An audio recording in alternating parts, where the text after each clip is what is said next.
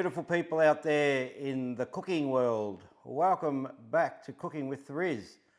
Today I am making scones, a good old Devonshire tea.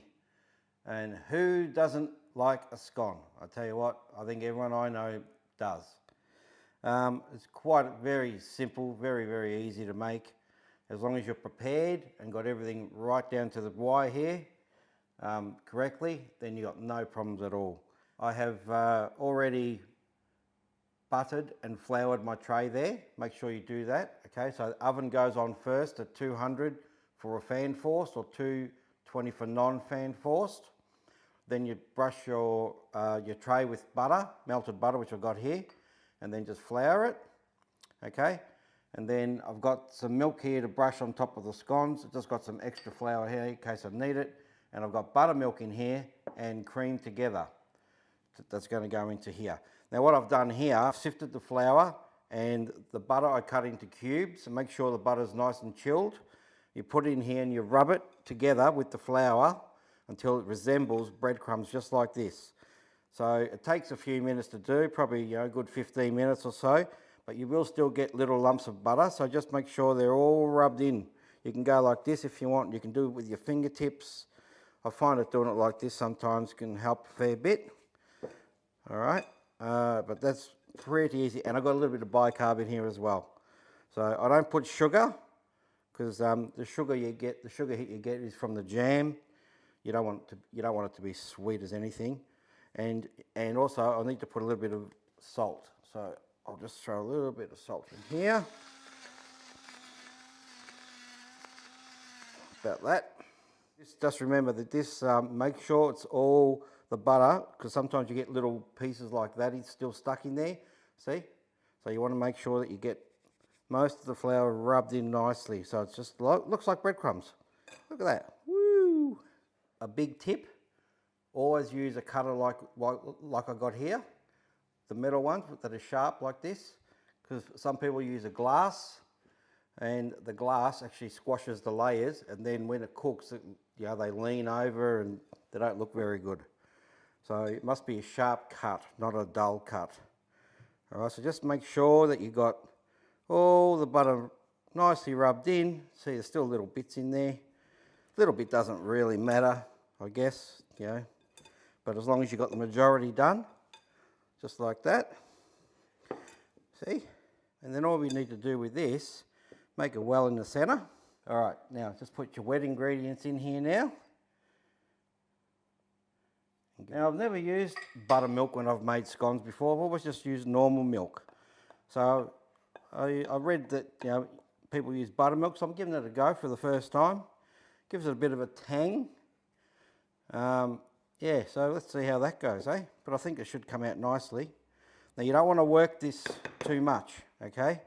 So you just want to basically mix it so that it sort of comes together.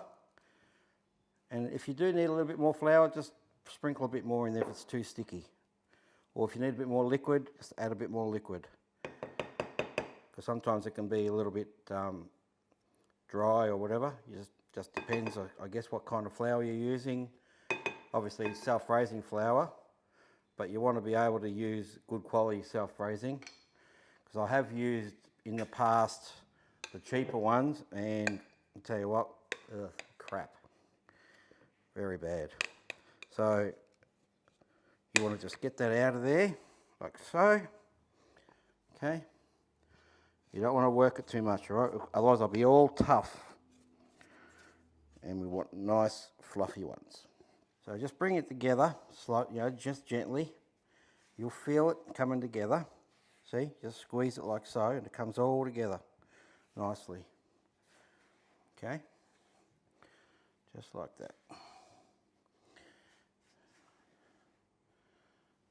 All right, and when you do this, like I said, please do not overwork it.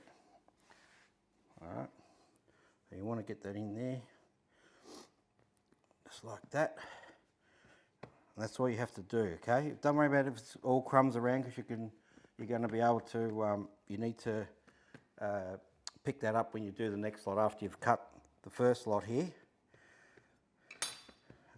So that way you know, all these other bits around here, you can mix it in with the leftovers after cutting the first lot.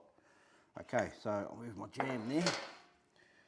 All right, put my little tray here, dip that in the flour, and then just cut away, just like that. And when you do these on the tray, they've got to be touching. They must be touching each other, okay?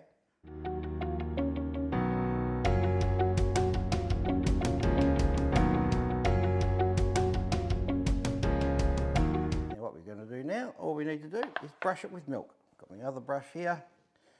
Make sure you don't be scared with the milk, okay? Don't be too shy with it. Get it right on there. This makes it go nice and brown. Beautiful. And that's all you really need to do is stick them in the oven. And so while they're cooking in the oven, whip up some cream. Okay. Your jam's already there in a jar, ready to go. And that's Bob's your uncle. Then you just got to wait for them to come out. So all right, I'll stick these in the oven, and there you go. That's how they are. All right, simple, simple. Stick them in the oven, and we'll show you what happens when they come out. Okay, guys, they are ready, and I'll tell you what, they're looking damn good. Check that out, guys. Hey, and don't worry if they're a little bit wonky. It's all part of the experience. And you just get one of these. Just scrape it up. Remember, put them in the tea towel. And then what you do, you just roll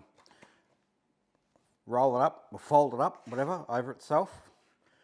Put it in the middle of the table, and everybody just helps themselves. And I'll tell you what, yeah, they are bloody nice. I just tried that little one that I did before. Make sure that they were cooked properly. So it took about, what was it, around 20 odd minutes in the oven. About that. But if you're not sure, just take one out and try it. Just open it up, make sure it's cooked inside properly. Okay. And you just go like this, and you can just separate them. Look how crumbly they are. Oh, gee, that's good. Woohoo! Mama. All right, and that's it, guys. That's what you do. So you just wrap it up like that. Okay, you go in the middle of the table, and boom, put it right in there for all your buddies, or your relatives, or your family, or whoever's at your house. It keeps them nice and warm. So let's take one out, and we will try one, eh? Let's have a look. Oh, geez, tell you what. They are bloody mad, I can tell you that right now.